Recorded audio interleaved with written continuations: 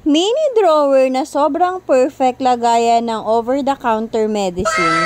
Alam niyo ba mga kasari na sobrang mura lang pala nito? Kung nakikita nyo nga itong kulay blue na nilalagyan ko ng label, yan yung bagong bili ko na mini drawer. At yung nasa tabi niya na medyo sira-sira na ng very light, yan naman yung luma kong lagayan ng over-the-counter medicine na tinitinda ko. Kung sa itsura lang ang pag-uusapan, kitang-kita naman na mas sosyal at mas elegant itong bagong bili ko na mini drawer. Pero alam nyo ba ang presyo ng pagkakabili ko niyan?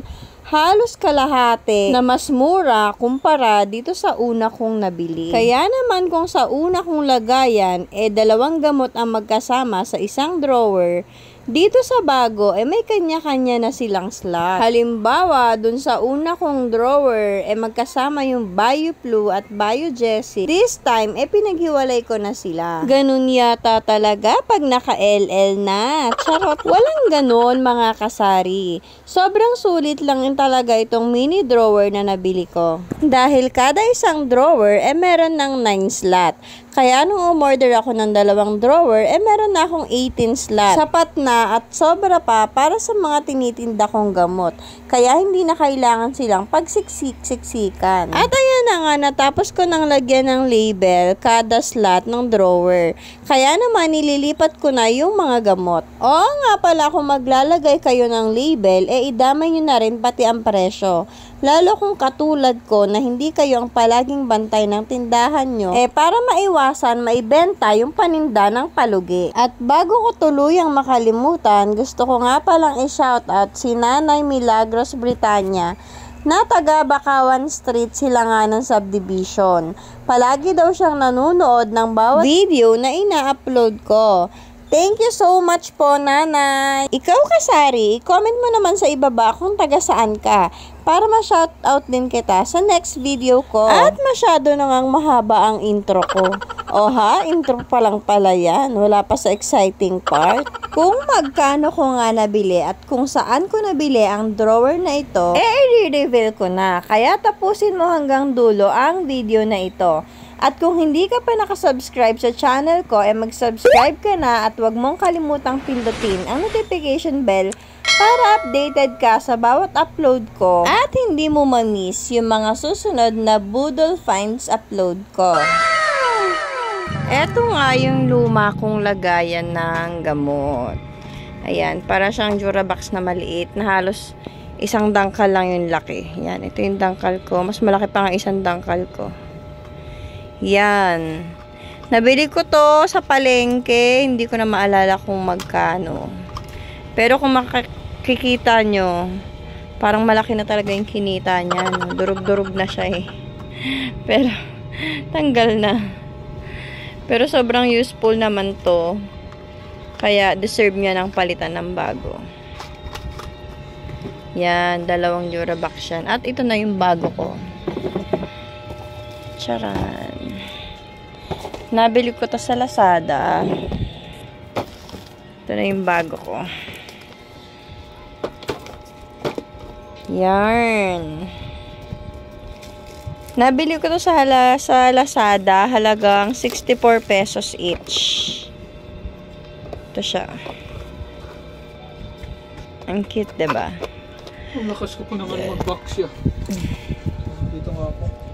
Double check ko nga. Ito yan Ito yung seller. Wait lang.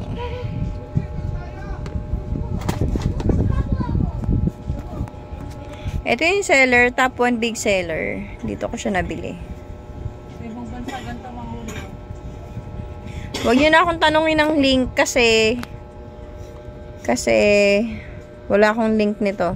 Search nyo na yan. Search nyo na lang yung store niya. Top 1 big seller.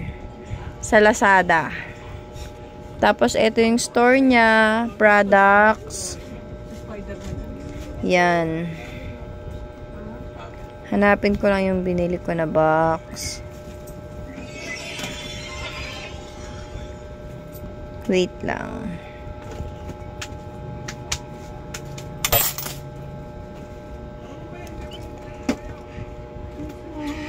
Saan na yung binili ko ritong box? Paano yan? Yun, ito siya, oh.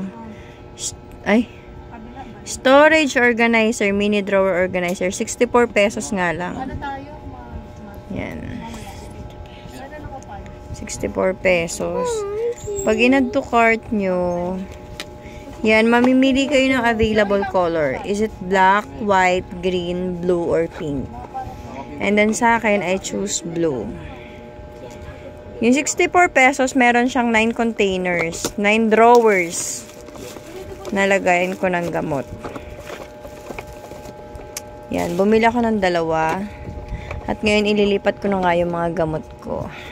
Yung mga over-the-counter medicine ko. Ito lang naman yung mga medicine na meron ako.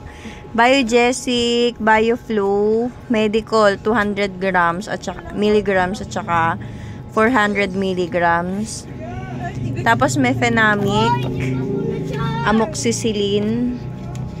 Ang may Phenamic Amoxicillin ko is RightMed. Hindi ako bumibili ng generic. Kasi may mga peke daw na ganun. At may mga customer na ayaw ng generic kasi nga nababahala rin sila sa mga fake. Yan. RightMed ang Amoxicillin at may Phenamic ko.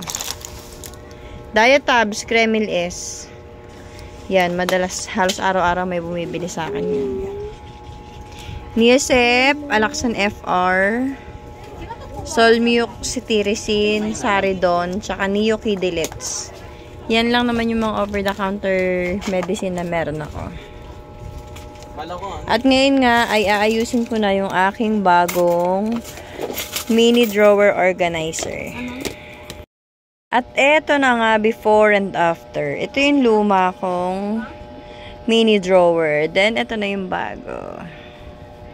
Kung dati, dala-dalawa sila sa isang drawer, ganyan sila ka tipid. Ngayon, may tag-iisa na silang drawer. At yung Bioflu, binibenta ko ng 10 pesos. Biogesic, 7 pesos.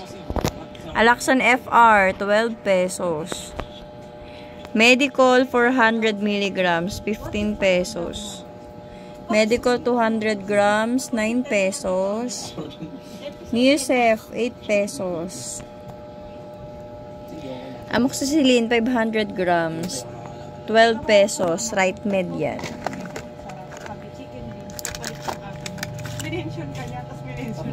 RightMed. Tapos, may Phenamic, 500 grams, 9 pesos. Kremil S, 12 pesos. Diatabs, 10 pesos. Neokidelet, 6 pesos. Saridon, 10 pesos. Solmuk, 15 pesos. Cetirizine naman, 6 pesos. Tapos yung Tusera, nakalimutan ko magkano presyo, kaya bakante. So, yun, may 2 pa akong available slot. At ito na nga ang finished product ng aking bagong mini drawer na lagayan ng over-the-counter medicine.